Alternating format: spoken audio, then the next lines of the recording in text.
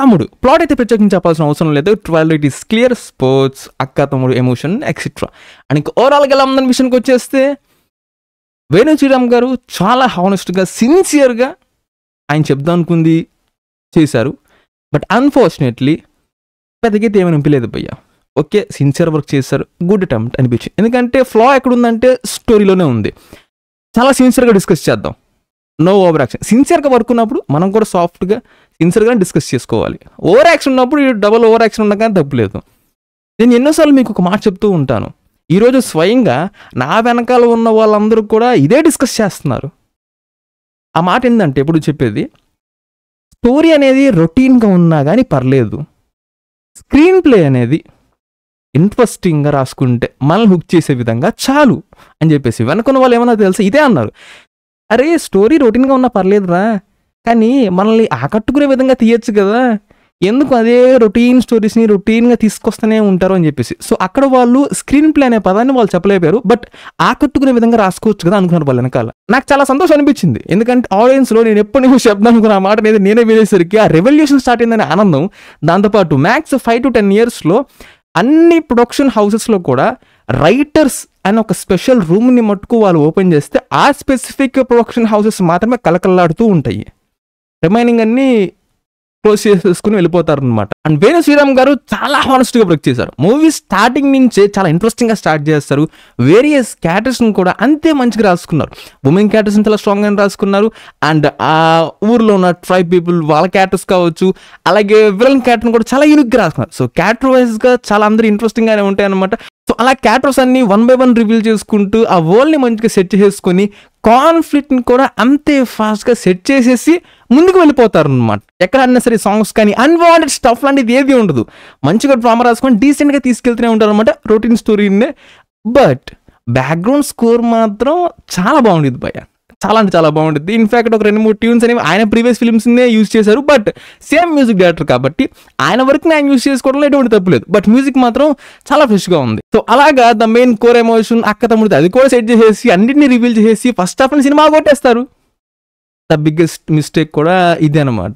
ఎన్నోసార్లు చెప్తూ ఉంటాను, ఫస్ట్ హాఫ్తో సినిమా కొట్టేస్తే అంటే సెకండ్ హాఫ్లో చూపించడానికి ఏమీ లేదు. సెకండ్ హాఫ్ అంతా కూడా ఒక పాయింట్లో ఆగిపోయి from starting to the end survival action అయిపోద్ది అనమాట. మొత్తం సెకండ్ హాఫ్ అంతా ఇదే. ఇందాక నా వెనక వాళ్ళు డిస్కస్ చేసినట్టుగానే ఆకట్టుకునే విధంగా ఏముంది, సెకండ్ హాఫ్లో అంతా యాక్షన్ వన్ సైడ్ కొట్టుడే, ఎక్కడో 2-3 ఫ్రేమ్స్ అనేవి ఈక్వాలిటీ అనేది మెయింటైన్ చేస్తారు, బట్ మెజారిటీ అంతా వన్ సైడ్ కొట్టుడే. ఇన్ బిట్వీన్ వాళ్ళు కొన్ని ఎమోషన్స్ ట్రై చేశారు ఉమెన్ క్యారెక్టర్స్తో, బట్ అవి మనకి వర్కౌట్ కావు. ఎందుకు అంటే ఒక పక్క వన్ సైడ్ కొట్టు ఆ యాక్షన్ని సెకండ్ హాఫ్ అంతా సాగదీస్తూ ఉంటారు, మనకి ఓపిక పోయి ఇంట్రెస్ట్ పోయింది అనమాట. ఎందుకు అంటే అక్కడ హుక్ చేసే ప్రొసీడింగ్స్ అంటూ అటెన్షన్ గ్రాప్ చేసేవి ఆ హై మూమెంట్స్ కానీ ఎక్కడ ఏమీ తగలవు మనకి. ఒక పక్క యాక్షన్ని సాగదీస్తూనే వెళ్ళిపోతూనే ఉంటారు, ఇంకో పక్క మనకి కనీసం ఆ అక్క తమ్ముడు ఎమోషన్ కూడా మనకి పెద్దగా వర్కౌట్ కాదు, అంత స్ట్రాంగ్గా బిల్డ్ చేయలేదు. ఇంకా క్లైమాక్స్ అనేది okay right, but production values కానీ సినిమాటోగ్రఫీ కానీ అంత ఖర్చు అవ్వటం కానీ అన్ని క్లియర్గానే కనిపిస్తున్నాయి. వర్క్ అంతా క్లియర్గానే ఉంది, సిన్సియర్గానే ఉంది. బట్ ఎన్నోసార్లు నేను చాలా సిన్సియర్గా ఎన్నోసార్లు చెప్పాను మీకు, అదే ఫస్ట్ హాఫ్తోనే మీరు సినిమా మొత్తం చెప్పేస్తే మొత్తం అంతా కూడా సెకండ్ హాఫ్లో ఏముంది మొత్తం ప్రిడిక్టబుల్ అయిపోయింది కదా. ఇప్పుడు ఇంకా విలన్ చంపుదానే కూర్చున్నాడు, సెకండ్ హాఫ్ అంతా ఇంకా అదే కదా.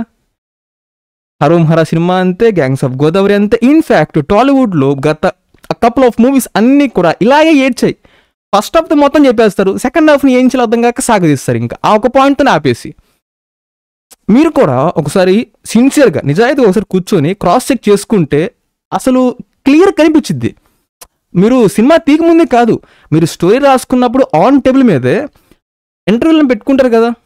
ఫస్ట్ హాఫ్లో స్టోరీ మొత్తం చెప్పేసాం, అక్క తమ్ముడు ఎమోషన్ చెప్పేసాం, కాన్ఫ్లిక్ట్ని క్రియేట్ చేసి స్టార్ట్ కూడా చేసేసాం ఇద్దరి మధ్యన ఆ వార్ అనేది ఎవ్రీథింగ్ అంతా కూడా. సెకండ్ హాఫ్లో మొత్తం సర్వైవలే ఉంది కదా. ఇక్కడ జనాల్ని అటెన్షన్ గ్రాప్ చేసేది, హుక్ చేసే ఆ హై మూమెంట్స్ కానీ ఏమన్నా ఉన్నాయి అంటే నథింగ్, పెద్దగా ఏమీ లేవు. అదే యాక్షన్ వెళ్తూనే ఉండిద్ది. మిడిల్లో ఉమెన్ క్యారెక్టర్స్ని కొంచెం అంత స్ట్రాంగ్గా బిల్డ్ చేశారు కానీ, బట్ ఎంతసేపు అని ఓపిక్గా ఇంకా అదే యాక్షన్ని చూస్తూనే ఉంటారు, ఇంకా వన్ సైడ్ కొట్టుడు. సో హోప్ ప్రొడక్షన్ హౌసెస్ అనేవి ఎవరైతే నిజంగా కలకలాడించుకుందాం అనుకుంటున్నారో, హోప్ రైటర్స్ రూమ్ అనేది స్పెసిఫిక్గా ఓపెన్ చేసి స్క్రీన్ ప్లేకి 5 to 6 మెంబర్స్ని ప్రత్యేకంగా కూర్చోబెట్టి వర్క్ చేయించుకొని మంచి అవుట్పుట్ని తీసుకొస్తారని కోరుకుంటున్నాను. ఫ్రమ్ ది నెక్స్ట్ అనుకోవచ్చు వాళ్ళ ఫిలిమ్స్ నుంచి. సో అది బట్ నితిన్ గారు ఈ ప్రీవియస్ ఫిల్మ్స్ కంపేర్ చేస్తే ఇది ఇట్స్ గుడ్ అని చెప్పొచ్చు.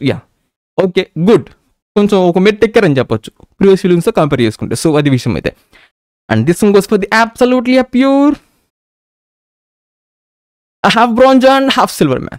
So yep, and coming to the performances, వర్ష బోలమ్మ గారు అయితే బాగా చేశారు అనిపించింది. ఉమెన్ క్యారెక్టర్ స్పెషల్ అంతే సింపుల్గా ఉమెన్ క్యారెక్టర్స్ చాలా బాగా చేశారు. నితిన్ గారు ఓకే అనమాట. ప్రొడక్షన్ క్వాలిటీ, సినిమాటోగ్రఫీ చాలా బాగున్నాయి. ఎస్పెషల్లీ కొన్ని లొకేషన్స్ అవి టాప్ యాంగిల్ నుంచి వైడ్ యాంగిల్ నుంచి చాలా బాగున్నాయి అనిపించింది నాకు.